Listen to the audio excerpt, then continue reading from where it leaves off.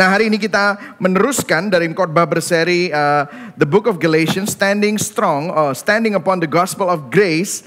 Ini kita masuk ke dalam minggu yang ke-13 dan kita akan bicara tentang substitution by God. Kita akan mundur sejenak, saudara. Kita akan bicara di Galatia 3 ayat 10 sampai 14. Sebenarnya ayat ini sudah kita bahas minggu lalu, tetapi minggu lalu kita membahasnya dari sudut pandang janji dalam Abraham dan juga hukum Taurat Musa. Jadi Abraham dan Musa, dua era yang disebutkan oleh Rasul Paulus. Nah, hari ini kita akan fokus sama ayat 10 sampai 14 yang bicara tentang substitusi. Nah, mungkin saudara bingung, apa ya substitusi itu ya?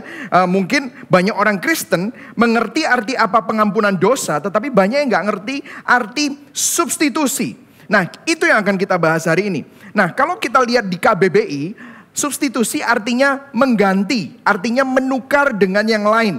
Kalau di toko, ya ini di Indonesia jarang. Kenapa? Katanya saya ngomong sama orang-orang di toko, yang punya toko gitu. Kenapa sih kalau di Indonesia itu susah untuk ada exchange policy? Iya Pak, kalau orang Indonesia bangkrut aku Pak. Karena kalau menukar itu artinya tukar dengan yang lain gitu ya saudara ya. Tukar dengan yang baru. Makanya kalau misalnya saudara di luar negeri, orang Indonesia itu kadang-kadang suka merusak market ya saudara ya. Di luar negeri kadang-kadang beli apa gitu ya, sebelum 30 hari selesai. Jadi mereka boleh nuker barang itu sebelum 30 hari. Sebelum 30 hari selesai ditukar barangnya dengan yang baru. Ditukar. Waduh, jadi kadang-kadang ya saya mengerti lah. Kenapa kok di Indonesia susah. Kadang-kadang kan tulisannya begini, barang yang sudah dibeli tidak boleh ditukar. Kan gitu kan tulisannya. Tetapi sebenarnya kalau kita bicara tentang substitusi itu mengganti. Artinya menukar dengan yang lain. Nah, apa yang ditukar? Apakah hukuman, kesengsaraan, pertukaran seperti apa yang terjadi? Nah, kita akan bahas itu hari ini. Dan ayat kita adalah 10 sampai 14, kita akan baca sama-sama. Kita baca sama-sama yang oranye, kemudian saya akan bacakan yang putih, oke? Ayat 10, 1, 2, 3. Karena semua orang yang hidup dari pekerjaan hukum Taurat berada di bawah kutuk, sebab ada tertulis, terkutuklah orang yang tidak setia melakukan yang tertulis dalam kitab hukum Taurat. Dan bahwa tidak ada orang yang dibenarkan di hadapan Allah karena melakukan hukum Taurat adalah jelas. Karena orang yang benar akan hidup oleh iman. Ayat 12. Dasar hukum Taurat bukanlah iman, melainkan siapa yang melakukannya akan hidup karenanya. Kristus telah menebus kita dari kutuk hukum Taurat dengan jalan menjadi kutuk karena kita, sebab ada tertulis, terkutuklah orang yang digantung pada kayu salib. Ayat 14, Yesus Kristus telah membuat ini supaya di dalam Dia berkat Abraham sampai kepada bangsa-bangsa lain, sehingga oleh iman kita menerima roh yang telah dijanjikan itu. Oke? Berbahagialah orang yang mendengar firman Tuhan, memelihara dalam hatinya dan melakukan dalam hidupnya. Nah, kalau kita bicara tentang substitusi, maka kita akan bicara tentang salib. What is the cross? The cross, salib itu adalah simbol, tanda, objek visual. Jutaan orang di dunia pakai kalung salib, ya saudara. Jutaan orang di dunia pakai aksesoris, gelang, anting-anting salib, ya saudara ya. Bahkan kalau orang-orang yang modern sekarang ada tato salib, gitu ya saudara ya. Wah, saya nggak mau ke sana ya, bukan tentang boleh atau tidak boleh, tetapi salib. Tetapi seringkali kita ini kurang tahu apa sih artinya, apa esensinya di dalam substitusi ini. Nah saudara, kalau sebenarnya kita lihat ya 2000 tahun yang lalu gak ada orang pakai kalung salib, gak ada. Karena kalau orang pakai kalung salib itu seakan-akan dia pakai, karena salib itu adalah simbol eksekusi, hukuman mati. Seakan-akan hari ini kalau saudara pakai kalung terus leontinnya itu kursi listrik gitu saudara ya, kan aneh kan gitu. Atau kalau enggak ada orang ditembak mati gitu ya, dijadikan leontin, kan aneh gitu saudara ya. Atau mungkin tiang gantungan gitu, orang gantung diri itu, orang digantung itu dijadikan leontin atau dijadikan, tidak ada. Tetapi sekarang salib itu menjadi suatu lambang. Banyak orang tapi kurang tahu apa esensinya. Nah, bahkan ada orang berpikir salib itu adalah kayak seperti jimat untuk memberikan dia kemenangan, keselamatan dan yang lain-lain. Nah, ini pernah terjadi juga oleh Kaisar Konstantin. Kalau saudara perhatikan, saya sedikit kasih sejarah ya saudara. Konstantin adalah Kaisar Romawi yang pada abad ke-4 Masehi itu masuk ke agama Kristen. Dan ceritanya dia masuk ke agama Kristen itu sebenarnya dipertanyakan apakah dia ini lahir baru atau tidak. Karena satu kali dia di dalam sebuah pertempuran dia ketakutan. Terus dia memutuskan untuk berdoa kepada Tuhan yang Maha Kuasa. Tidak tahu siapa itu. Ya of course di situ dia hanya doa kepada Tuhan saja. Terus dia melihat ke langit dan dia melihat visi siang-siang hari tengah bolong. Di atas langit itu tiba-tiba muncul tanda salib. Terus kemudian ada tulisannya. In this sign conquer. Dengan tanda ini kalahkan. Wah, dia langsung terinspirasi. Terus kemudian dalam visi itu dia langsung lihat tandanya apa? Tandanya salib, saudara. Dan dia meletakkan tanda salib dan 2 huruf pertama dari nama siapa yang paling terkenal pada zaman itu di abad keempat tentang salib adalah Kristus. Di perisai prajuritnya dikasih Ciro, Kristus. Terus dikasih tanda salib. Dia belum jadi orang Kristen. Dia coba dulu. Menang gak? Menang. Jadi Kristen dia. Jadi ceritanya begitu saudara. Dan ya jadi menang, jadi Kristen. Terus dia bilang bahwa semua peradaban Barat harus jadi peradaban Kristen. Jadi Kristen jadi agama nasional. Nah ini ceritanya saudara. Nah apakah itu esensi dari salib? Kita menang perang? Menang? Apakah itu? Ternyata bukan sama sekali. Nah, John Stott, seorang teolog reform yang menulis buku yang berjudul The Cross of Christ. Saya akan mengutip dia beberapa kali dalam khotbah ini. Dikatakan begini, dia bicara tentang Galatia 3 ayat 10-14. Dia bilang begini, ayat-ayat ini merupakan salah satu penjelasan yang paling jelas tentang kebutuhan, arti, dan konsekuensi dari salib. Paulus menyatakan dirinya dengan kata-kata yang sangat tegas sehingga beberapa komentator tidak dapat menerima apa yang dia katakan. Yaitu salah satunya adalah A.W.F. Blunt. Bahasanya di sini sangat mengejutkan, bahkan menggemparkan. Namun demikian, Paulus serius dalam setiap perkataannya. Jadi kita harus menerima doktrin substitusi dan memahami doktrin substitusi. Jadi poin saya ada 3. Why the cross? Mengapa kok salib? What happened at the cross? Apa yang terjadi di salib? Dan how does it impact believers? Bagaimana itu berdampak kepada orang yang percaya, ya? So, are you ready? Yang ready katakan yes. Yes, okay. Why the cross? Nah, kalau kita bicara the cross, ada yang menarik di sini yaitu di ayat 11. Dikatakan begini. Dan bahwa, ayo baca sama-sama, tidak ada orang yang apa saudara? Dibenarkan di hadapan Allah karena melakukan hukum Taurat adalah jelas. Tidak ada orang yang dibenarkan di hadapan Allah. Katakan sama-sama di hadapan Allah. Di hadapan Allah. Nah kita akan fokus sama kata-kata di hadapan Allah dan melakukan hukum Taurat. Nah ada yang menarik di sini bahwa tidak ada dan tidak mungkin bahkan bahasanya orang dibenarkan di hadapan Allah. Kok bisa? Tidak mungkin. Ya mungkin saudara kalau sudah mendengar khotbah-khotbah di Gibeon tentang gospel, ya memang tidak ada yang benar, tidak ada yang bisa dibenarkan di hadapan Allah. Tapi saya pingin saudara nggak cuma hanya ngomong begitu aja, tapi harus tahu maksudnya. Nah untuk menjelaskan ini saya memberikan sedikit filosofi ya saudara ya. Ada seorang yang namanya Jean-Paul Sartre. Dia adalah seorang penulis play dari Prancis yang menulis playnya itu No Exit. Terus dia bilang begini, hell is other people. Dia bukan orang Kristen by the way. Hell is other people. Dia bilang neraka itu adalah orang lain. Apa maksudnya? The idea of being observed, to have people to see you and to know who you really are. And to look at you, that's hell. Karena dia menulis play di dalam No Exit itu ada beberapa orang terperangkap dalam sebuah ruangan, nggak bisa keluar selama berhari-hari. Dan mereka mulai mengenal satu dengan yang lain. Dan mereka ngelihat semua kejelekannya, kelemahannya. Dan satu sama lain saling menghakimi. Terus dia bilang hell itu seperti itu. Kalau ide hell, neraka itu kalau kamu dihakimi orang, diawasi orang. Mereka terus menerus melihatmu, mengobservasimu, mengetahui siapa dirimu yang sebenarnya. Tahu semua kejelekanmu gitu ya. Dan ini benar-benar terjadi. Di dalam konseling-konseling pernikahan.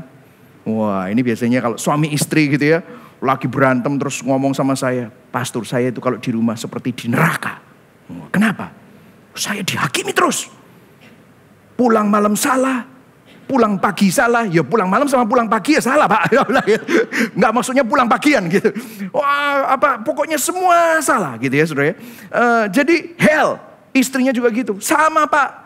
Saya juga begitu, makanan salah, ngelakuin ini salah gitu ya. Jadi semua dihakimi, diobservasi. Kenapa? Karena satu sama lain tahu tentang kejelekannya. Gak enak. Nah ini seperti neraka. Nah ini yang menyebabkan sebenarnya Jean Paul Sartre, padahal dia bukan orang Kristen, itu ngelihat bagaimana kita tidak mungkin dibenarkan di hadapan Allah. Karena memang benar pernyataan ini bahwa di dalam Alkitab, bagaimana mungkin manusia bisa hidup tenang di hadapan Allah yang maha tahu. Dia tahu loh semua segala. Bukan cuma tahu tentang perbuatan kita, tetapi dia tahu motivasi kita. Makanya manusia itu mau bersembunyi dimanapun, Tuhan melihat segalanya. Tuhan memiliki suatu standar yang tinggi sebagai pencipta tentang bagaimana ciptaannya seharusnya hidup. Tapi ciptaannya tidak hidup sesuai dengan standarnya. Itulah sebabnya kalau kita perhatikan perkataan Allah kepada Abraham mengenai hidup di hadapan Allah. Makanya tadi saya minta saudara bilang di hadapan Allah. Di hadapan Allah, Abraham pernah dikasih tahu Tuhan, mendengar sendiri. Tuhan bilang begini sama Abraham. Ketika Abraham berumur 99 tahun, maka Tuhan menampakkan diri kepada Abraham dan berfirman kepadanya. Ayo kita baca sama-sama yang orangnya. 1, 2, 3. Akulah Allah yang Maha Kuasa, hiduplah di hadapanku dengan apa? Tidak bercela. Kalau kamu mau hidup di hadapan Tuhan dan tenang, kamu harus hidup dengan kehidupan yang tidak bercela, blameless. Nah ini ada tension, karena di Kejadian 17 Tuhan ngomong gitu. Tapi kalau kita kembali ke Kejadian 3, Kejadian 3 berkata bahwa manusia jatuh dalam dosa. Dan waktu manusia jatuh dalam dosa, dan Tuhan jalan-jalan di taman, waktu Tuhan cari Adam dan Hawa, apa yang manusia lakukan? Manusia yang berdosa selalu ingin bersembunyi dari Tuhan di balik sesuatu. Dia bikin cawat, bikin dari pohon ara, dia bersembunyi karena dia takut. Kenapa? Karena dia berdosa. Nah ini adalah sebuah tension. Nah pertanyaannya adalah, kembali saya bertanya, pertanyaan yang tadi kita tanyakan, mengapa tidak mungkin kita hidup dibenarkan di hadapan Allah? Nah petunjuknya ada di Galatia 3 ayat 10 dan ayat 13b. Dihubungkan dengan hukum Taurat. Karena semua orang yang hidup dari pekerjaan hukum Taurat berada di bawah kutuk. Sebab ada tertulis, terkutuklah orang yang tidak setia melakukan segala sesuatu yang tertulis dalam kitab hukum Taurat. Kemudian 13b, sebab ada tertulis, terkutuklah orang yang digantung pada kayu salib. Nah mungkin sudah tanya, tidak dibenarkan apa hubungannya dengan hukum Taurat? Nah, minggu lalu kita belajar untuk menunjukkan dosa. Kalau saudara yang online atau saudara yang tamu belum mendengar minggu lalu, saya anjurkan saudara dengar minggu lalu, karena ini berhubungan. Minggu lalu kita udah belajar bahwa fungsi hukum Taurat bukan menjadi sarana keselamatan, tetapi sarana untuk menunjukkan keberdosaan kita. Bahwa kita tidak bisa hidup dengan standarnya Tuhan. Makanya Tuhan kasih hukum Taurat. Dan kalau kita tidak bisa hidup dengan standarnya hukum Tuhan, kita ada di bawah hukuman. Itulah sebabnya dikatakan kamu ada di bawah kutuk. Nah, kalau kita perhatikan teks kita hari ini, kuncinya ada di ayat yang di dalam kurung itu. Ulangan 27. Jadi Rasul Paulus mengutip Ulangan. Terus ada Ulangan lagi 21. Yang menarik di sini kok sampai 2 kali kitab Ulangan disebut saat membicarakan hukum Taurat dan kutub. Ternyata memang ada kaitannya hukum Taurat dan kutub. Di kitab Ulangan inilah dipaparkan hubungannya. Oke. Saya akan bawa saudara ke Ulangan. Oke. Kenapa? Karena di kitab Ulangan ini paling jelas antara hukum Taurat dan kutub. Kalau kita baca di Ulangan 28. Di Ulangan 28 itu biasanya kalau orang itu mendoakan dulu, zaman dulu, setiap kali rabi mendoakan supaya berkat Tuhan turun, dia selalu kasih prolog ini. Baca sama-sama ya. 1, 2, 3. Jika engkau baik-baik mendengarkan apa? Suara Tuhan Allahmu dan melakukan dengan setia segala perintahnya yang kusampaikan kepadamu pada hari ini. Stop ya. Stop dulu. Ini adalah apa? Perintahnya. Ketetapannya. Ini bicara apa? Hukum Taurat. Kalau kamu dengerin, kalau kamu melakukan dengan setia, mendengarkan dengan sungguh-sungguh, dan melakukannya dengan sungguh-sungguh, maka Tuhan Allahmu akan mengangkat engkau di atas segala bangsa di bumi. Ayat 2. Segala berkat ini akan datang kepadamu dan menjadi bagianmu jika engkau mendengarkan suara Tuhan Allahmu. Nah, ayat 3 sampai ayat 14, ada 12 ayat, adalah ayat-ayat berkat. Jika kita melakukan hukum Taurat. Diberkatilah keluarmu, masukmu, rahimmu, ladangmu, lumbungmu, keluargamu, anak-anakmu. Wah, lengkap saudara. Dapat berkat berlimpah-limpah. Wah, kalau kita melakukan hukum Taurat. Tapi yang menyedihkan ini ya. Ini ulangan ya, kitab ulangan. Ayat 15, 28, ulangan 28 ayat 15. Dikatakan begini.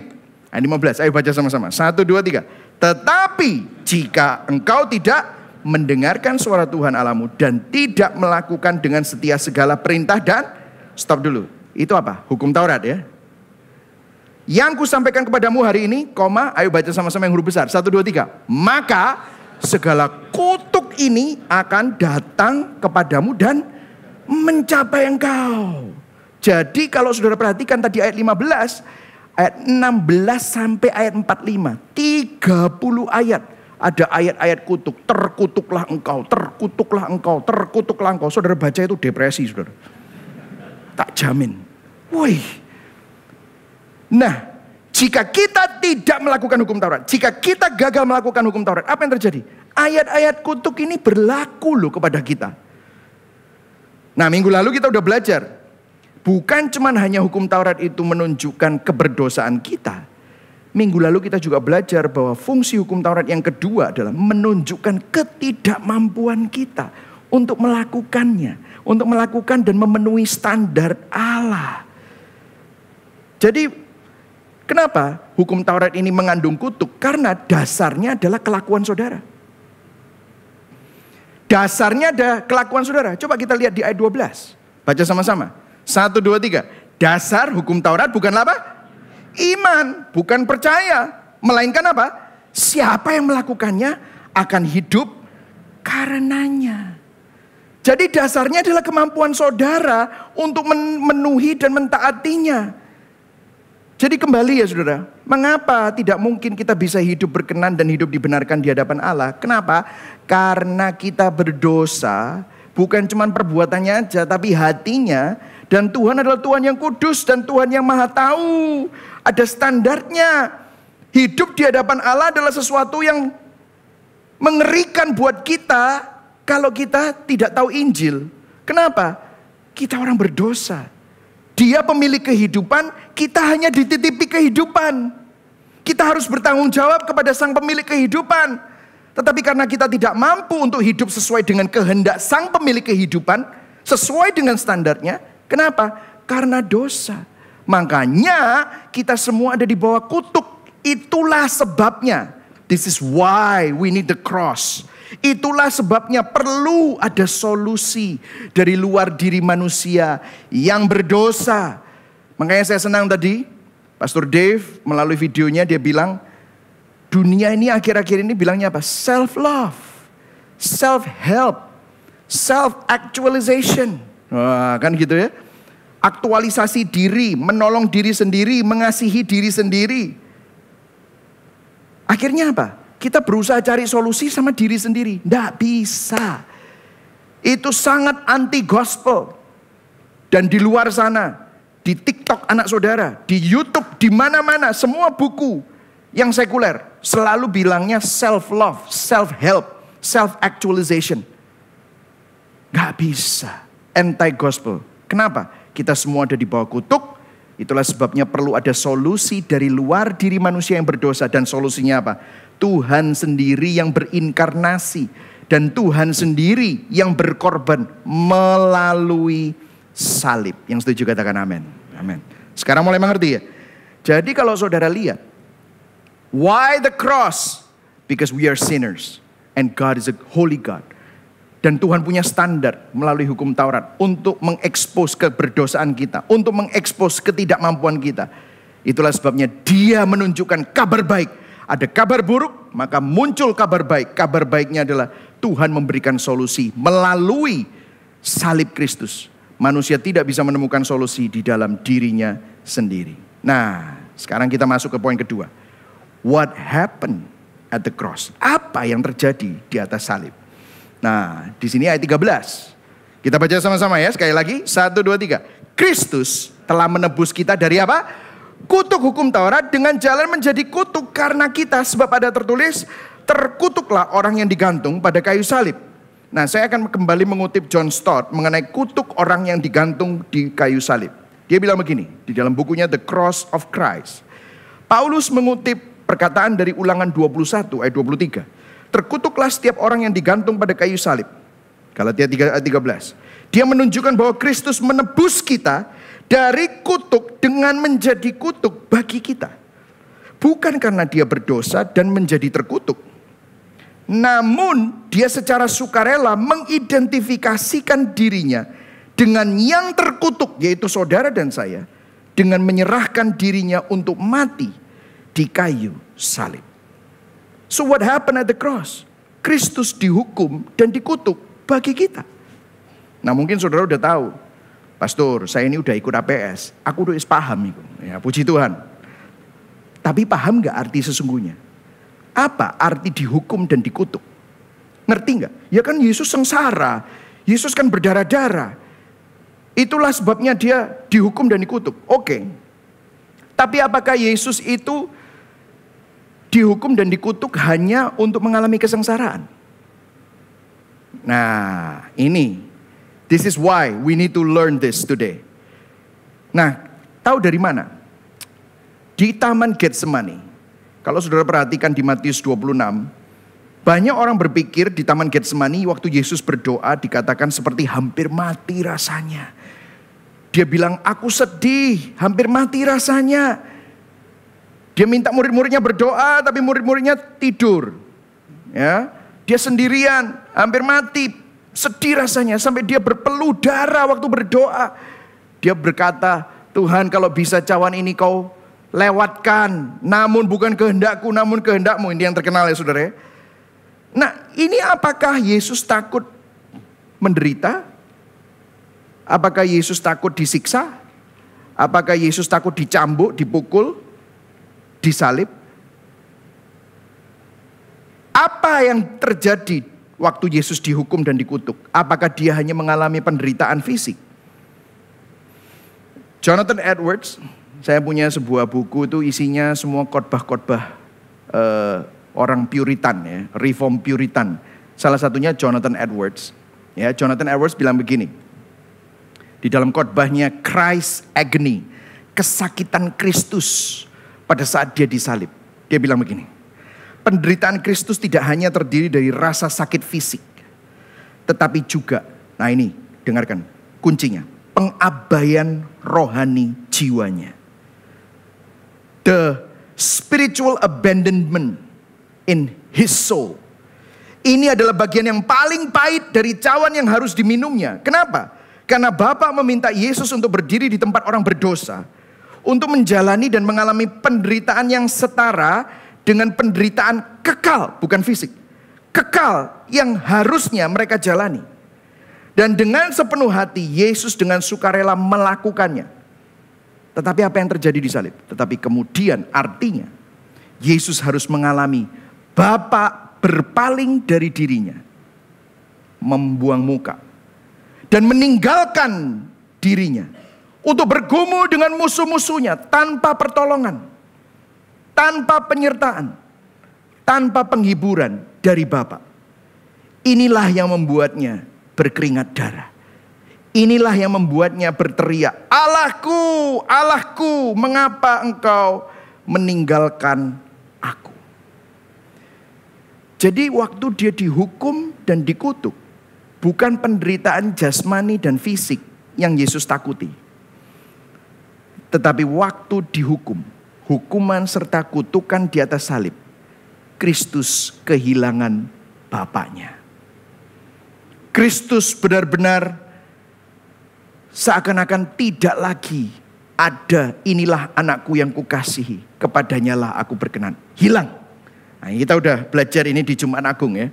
Jadi kalau sudah perhatikan Jumat Agung, Minggu Kebangkitan, minggu lalu, ini precept upon precept, dan hari ini kita bicara substitusi. Jadi ini yang dirasakan oleh Kristus. Banyak orang-orang bilang, kalau sudah lihat ya, orang-orang ateis, orang-orang agnostik, orang-orang yang gak percaya Tuhan, berpikir bahwa mereka tidak butuh Tuhan. Sebenarnya itu masih disertai Tuhan. Kok bisa, Pastor? Ya, di dalam dunia ini Tuhan hadir di mana-mana. Saya pernah ngomong ya bahwa kejahatan di dunia ini masih ada yang nahan. Kenapa? Karena Tuhan itu masih ada, dia berbelas kasihan sama dunia. Di Alkitab di Kisah Para Rasul 17 ayat 28, sebab di dalam dia, di dalam Tuhan kita hidup, kita bergerak dan kita ada. Ini bukan cuma hanya untuk orang Kristen, tapi seluruh dunia. Di dalam dunia segala sesuatu ada. Kalau benar-benar Tuhan sudah tidak ada, maka semuanya akan hancur. Kemampuan kita untuk menikmati hal-hal yang indah sudah tidak ada lagi.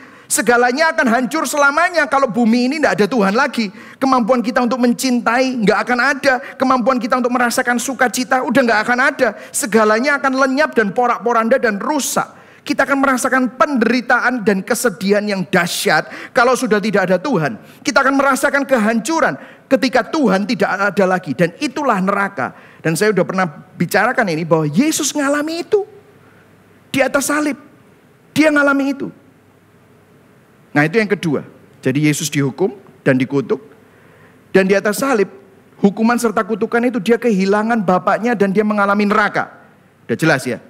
Nah selain kehilangan bapaknya, ada sesuatu yang lebih dalam lagi yang terjadi di salib. Nah ini penting sekali. Kalau kita perhatikan, ada kata yang menarik bahwa Kristus bukan hanya dihukum dan dikutuk, tapi ada bahasa yang perlu kita perhatikan. Coba kita lihat. Galatia 3:13. Kristus telah menebus kita dari kutuk hukum Taurat dengan jalan apa?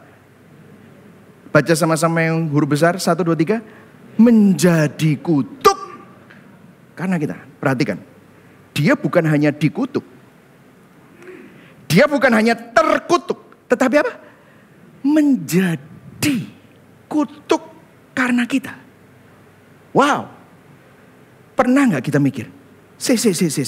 Yesus itu bukan cuma dikutuk loh. Yesus itu bukan cuma hanya terkutuk loh di atas kayu salib. Tetapi apa? Menjadi kutuk karena kita. Nah di sini orang banyak miss. Di sini substitusinya di sini. Ada bahasa yang mirip di 2 Korintus 5 ayat 21. Dia yang tidak mengenal dosa telah dibuatnya apa? Baca sama-sama, menjadi apa? Menjadi dosa karena kita. Yesus bukan hanya diperlakukan seperti orang berdosa atau dihukum karena dosa kita. Tetapi dibuatnya, Bapa membuat Yesus menjadi apa? Dosa. Karena kita. Pernah gak nanya? Apa maksudnya menjadi kutuk? Dan menjadi dosa karena kita. Ini yang ketiga. What happened at the cross? Bukan cuma hanya Yesus dihukum. Bukan cuma hanya Yesus dikutuk. Bukan cuma hanya Yesus mengalami neraka. Bukan cuma hanya Yesus kehilangan Bapaknya. Tetapi secara legal, Yesus menjadi orang terkutuk, orang berdosa, ganti kita. Artinya apa? Status saudara, status saya sebagai orang yang berdosa dan orang yang dikutuk dan terkutuk, itu tukar tempat. Yesus yang tidak pernah berdosa, jadi orang berdosa. Yesus yang mestinya tidak bisa dikutuk, jadi orang terkutuk. Secara hukum, secara legal dia menjadi seperti orang terkutuk dan orang berdosa. Dengarkan, Yesus diperlakukan seolah-olah Yesus adalah penjahat yang ada di sebelahnya. Yesus itu yang disalib, yang menghujat. Kalau kamu anak Allah, kamu gak bisa nyelamatin dirimu. Artinya Yesus diperlakukan seolah-olah Yesus itu sang penghujat. Yesus diperlakukan seolah-olah Yesus adalah Petrus sang penyangkal. Yesus diperlakukan seolah-olah Yesus adalah Yudas, sang pengkhianat. Yesus diperlakukan seolah-olah Yesus adalah, kita kembali ke perjanjian lama, Musa, sang pembunuh dan pengecut. Yesus diperlakukan seolah-olah Yesus adalah saudara dan saya. dan semua hal buruk yang dilakukan orang berdosa. Tuhan memperlakukan Yesus seolah-olah Yesus adalah orang yang sangat jahat. Dia tidak hanya terkutuk, dia tidak hanya dikutuk, dia menjadi kutukan itu sendiri. Tuhan memperlakukan Yesus seolah-olah Yesus adalah kejahatan itu sendiri. Bukan hanya berdosa, tapi menjadi dosa. Substitusi. That's what happened at the cross. Mungkin saudara bilang, okay, that's nice. Apa artinya? How does it impact me as a believer? Bagaimana itu dapat berdampak pada saya yang percaya kepadanya? Nah, secara legal Yesus menjadi dan diperlakukan Bapa menjadi orang terkutuk dan orang berdosa menggantikan kita. Nah, kita ini susah mengerti ini, tadi saya udah bilang, seringkali karena apa? Praktek tukar menukar ini kan jarang ya. Kalau saudara di Amerika itu bisa tukarkan barang lama bisa jadi barang baru. Apalagi kalau ada toko-toko tertentu, saudara beli mahal di sana, meskipun sepatunya udah dipakai gitu, saudara bisa tukarkan dengan yang baru loh. Pengalaman pribadi sih. Perlu bertobat ya. Tapi itu memang karena apa namanya, ada sesuatu. Saya sampai kaget. Yang benar. Seumur-umur di Indonesia gak pernah kayak gini. Barang yang dibeli tidak boleh ditukarkan. Ini dapat baru. Saya pakai, ini baru. Ini bukan improvement, baru. Kok bisa ya? Nah, how does it impact? Pertanyaannya gini. Mengapa? Poin di atas ini sangat radikal dan membebaskan. That's the point of the sermon. Ini adalah esensi utama dari khotbah kita hari ini. Penting sekali. Banyak orang Kristen gak paham mengenai ini. Gini, saya mau jelaskan kepada saudara. Kalau Kristus hanya dihukum dan dikutuk tanpa menjadi kita, tidak ada substitusi, tidak ada pertukaran. Hanya dihukum dan dikutuk. Mungkin sudah bilang, loh ya bagus sih Pak. Betul, tapi itu baru separuh jalan.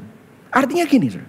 Kok bisa baru separuh jalan? Artinya kalau Kristus hanya dihukum dan dikutuk tanpa menjadi kita, tanpa ada substitusi itu, kita hanya menerima pengampunan dosa. Loh, bukankah itu bagus?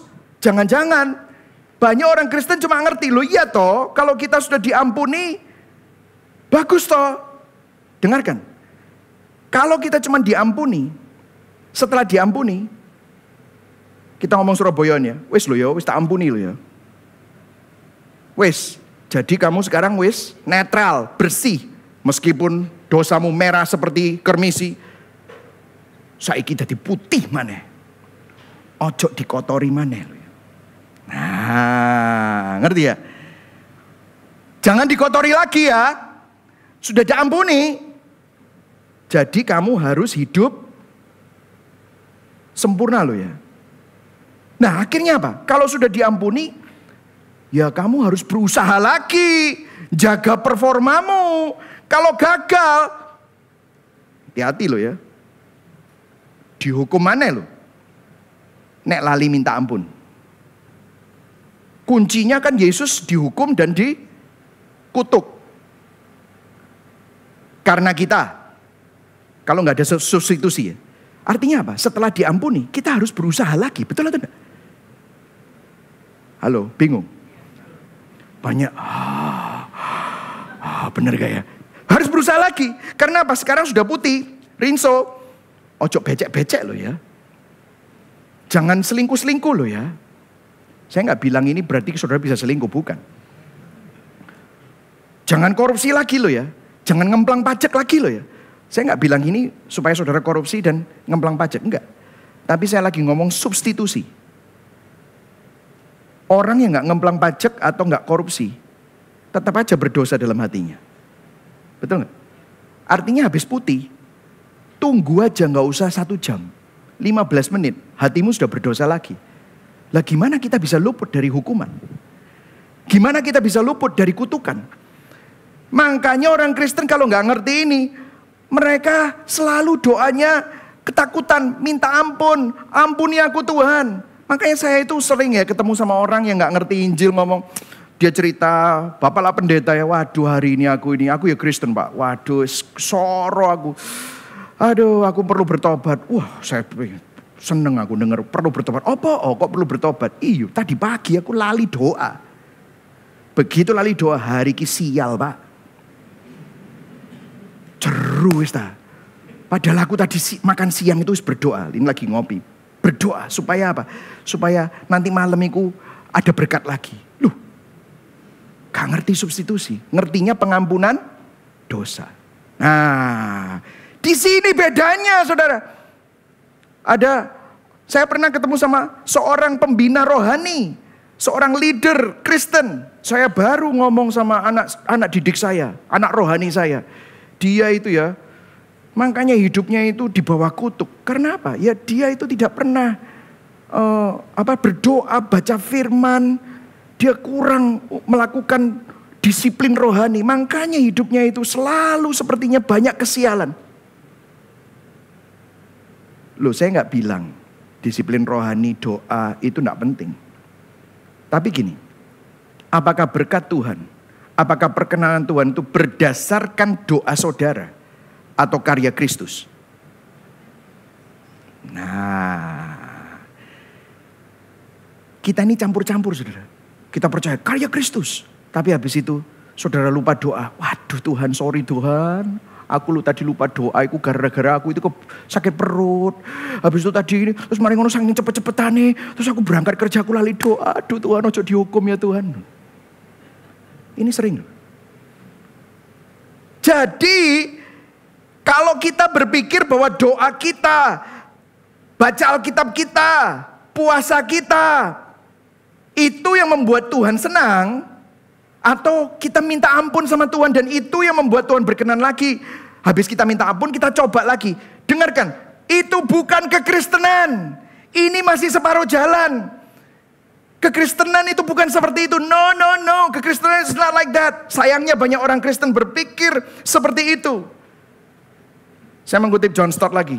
Dia bilang gini. Kristus tidak hanya memikul dosa-dosa kita serta kutuk yang pantas kita terima. Namun, dia menjadi apa? Pengganti kita. Yesus mengambil tempat kita di bawah penghakiman Allah. Mengapa ini signifikan? Mengapa dia menjadi pengganti kita? Dengarkan, kalau dia menjadi kutuk, dia menjadi dosa, menggantikan status saudara yang terkutuk dan berdosa, menjadi substitusi bagi kita, maka kita yang percaya kepadanya bertukar tempat dengan Kristus. Artinya status kita dikenakan Kristus, status Kristus dikenakan kita. Kita mendapatkan status Kristus. Lihat apa yang ditulis di Galatia 3 ayat 14. Dikatakan, Yesus Kristus telah membuat ini menjadi apa? Membuat ini apa? Menjadi kutuk. Supaya, ayo baca sama-sama yang huruf besar. 1, 2, 3. Supaya di dalam dia berkat Abraham sampai kepada saudara. Supaya di dalam dia, in Christ. Sehingga kalau ini saya, ini Kristus, di dalam. Saudara gak kelihatan lagi. Dosamu tertutupi. Ketidaksempurnaanmu tertutupi. Sehingga yang kelihatan hanyalah Kristus, tidak ada yang lain. Saya yang penuh dengan dosa, saya yang motivasinya gak murni, saya yang lupa doa, lupa minta ampun. Bukan berarti minta ampun gak perlu, tapi manusia bisa lupa. Tapi disinilah kelupaan kita ditutupi oleh Kristus. Kenapa? Sekarang status Kristus adalah status saudara. Makanya Rasul Paulus berkata, hidupku bukannya aku lagi, tetapi apa? Kristus yang hidup di dalam aku. Begitu juga kalau saudara lihat 2 Korintus 5:21. Dia yang tidak mengenal dosa telah dibuatnya menjadi dosa karena kita. Supaya, ayo sama-sama baca. 1, 2, 3. Dalam dia kita dibenarkan oleh Allah. Di dalam Kristus. Katakan sama-sama, di dalam Kristus. Christ is our perfect substitute.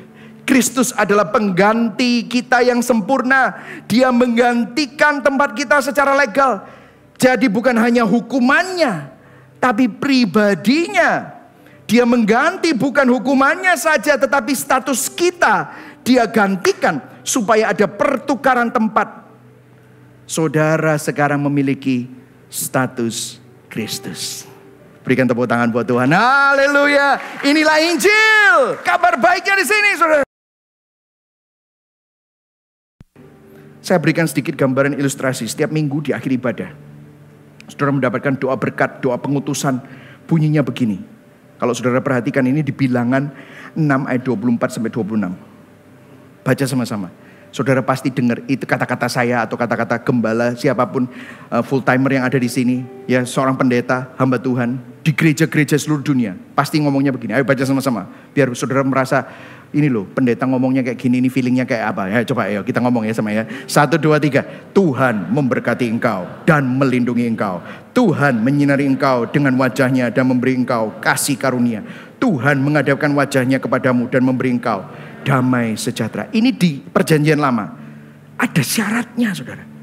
Kalau kamu mengikuti hukum Taurat, pasti dapat ini.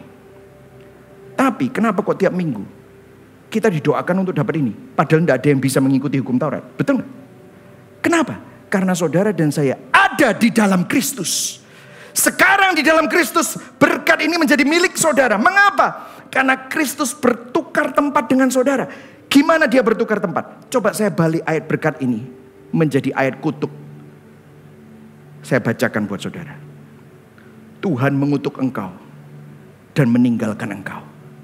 Tuhan menutupi wajahnya daripadamu dan memberi kepadamu penghakiman tanpa kasih karunia.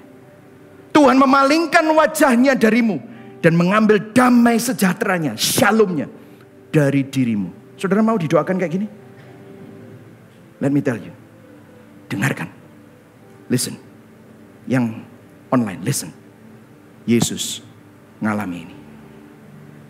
Yesus harus menjalani ini. Dia bertukar tempat sama saudara. Padahal Yesus yang biasanya ngomong yang atas, Yesus sumber yang atas, dia harus jalani ini. Untuk siapa? Saudara.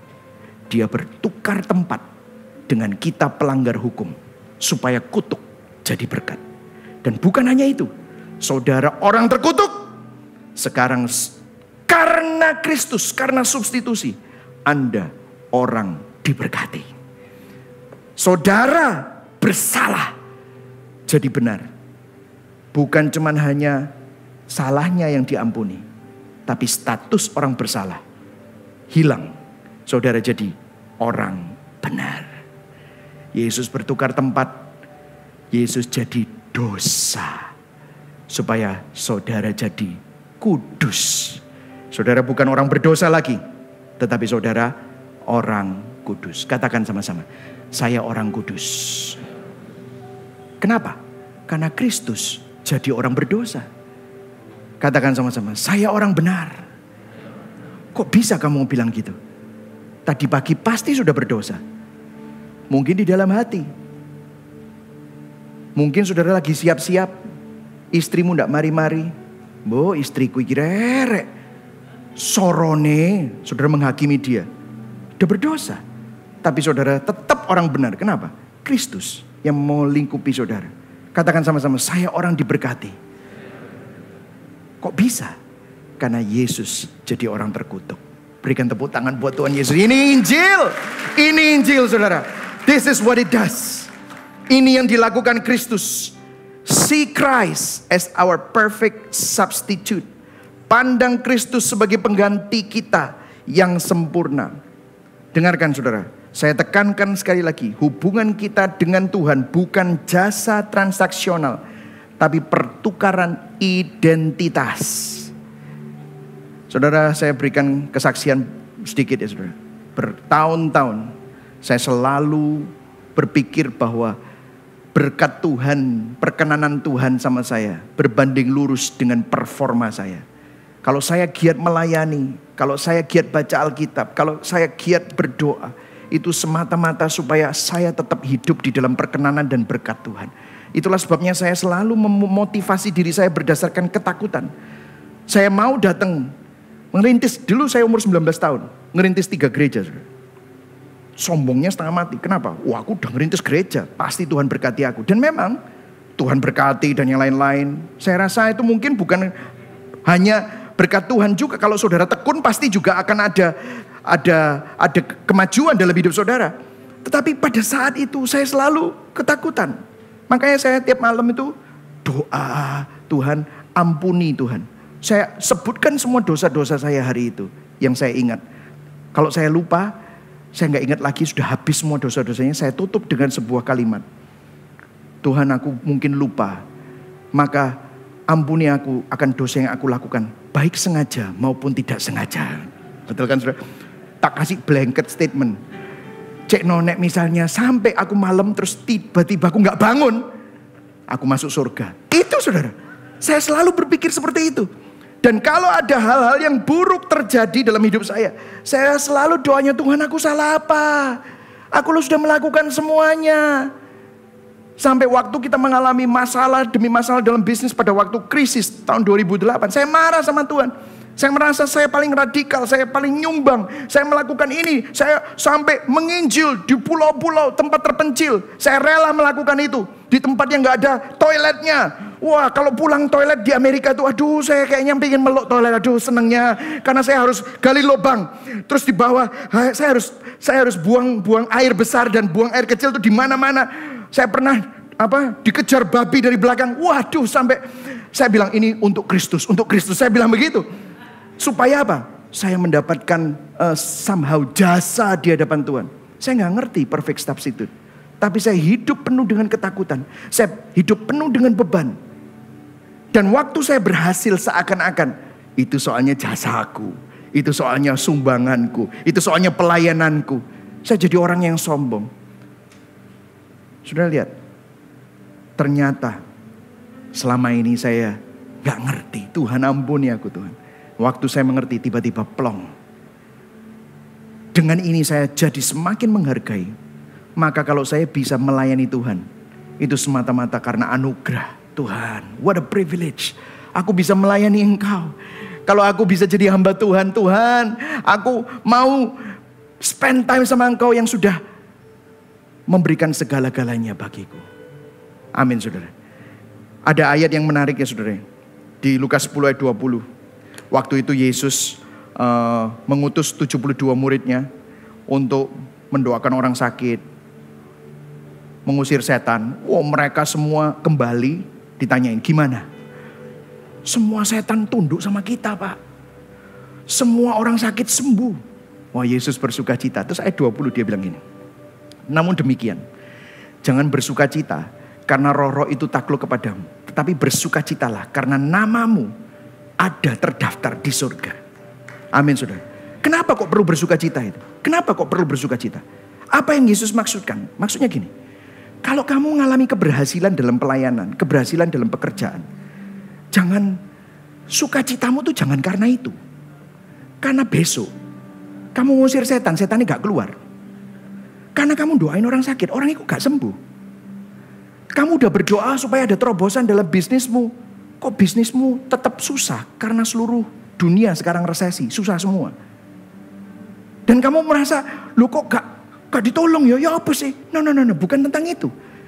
Bersukacitalah karena namamu itu tertulis di surga karena ada yang menggantikan kamu di atas kayu salib. Namamu tertulis di tangan imam besar kita. Namamu dipegang bahwa tidak mungkin tak tinggalkan. Di Roma 8, siapa yang bisa memisahkan kita dari kasih Kristus? Apakah kesukaran, kesulitan, kelaparan, penganiayaan? Tidak ada yang bisa memisahkan. Karena satu hari kamu gak bersuka cita atas keadaanmu. Tidak ada yang kamu bisa sukacitakan dalam keadaanmu. Kamu bisa sakit, kamu bisa ditinggal semua orang, kamu bisa dianiaya, kamu bisa ditolak semua orang. Tapi dengerin, Kristus tidak akan pernah menolak kamu. Kristus sudah menggantikan kutuk. Dia jadi kutuk, mestinya kita yang dikutuk. Bersukacitalah akan itu. Karena hidup yang fana ini sementara. Tetapi penerimaan Kristus itu selama-lamanya. Itulah sebabnya kata-kata in Christ di tulisan Rasul Paulus. Dalam surat-suratnya ditulis apa? 216 kali. Christ is our identity. Kristus adalah identitas kita. Pertanyaan reflektif. Dasar identitas kita itu pada apa atau pada siapa di kehidupan ini? Pada kemampuanmu? Pada ibadahmu? Pada manusia? Pada hal-hal yang rapuh dan fana? Atau kepada pribadi Kristus yang sudah menjadi substitusi kita, yang sudah menjadi pengganti kita? Kenapa kok kita begitu mudah khawatir, resah, kita down, kita depresi, kita stres? Karena kita menaruh identitas kita pada hal-hal yang bukan Kristus. Hari ini, saudara yang tahu, bertobat dari meletakkan identitas kita pada apapun selain Kristus. Ingatkan diri, khotbahkan pada dirimu sendiri bahwa Kristus dihukum dan dikutuk bagi kita. Kristus kehilangan Bapanya demi kita. Kristus jadi orang berdosa dan terkutuk ganti kita. Dialah substitusi kita. Yang setuju katakan amin. Mari sama-sama bangkit berdiri. Sudah diberkati hari ini? Amin. Karena Injil, kita bukan hanya diampuni saja. Ayo baca sama-sama. Kita bukan hanya, 1, 2, 3. Kita bukan hanya diampuni saja. Tetapi apa? Status Kristus menjadi status kita. Karena Injil, kegagalan dan kelemahan kita bukan menjadi dasar dari identitas kita, melainkan bersumber dari performa dan kesempurnaan Kristus. Karena Injil, dalam menjalani naik turunnya kehidupan, kita bisa yakin dan percaya bahwa Bapa mengasihi, Kristus mendampingi, Roh Kudus menguatkan dan menuntun kita. Yang setuju berikan tepuk tangan buat Tuhan Yesus. Amin.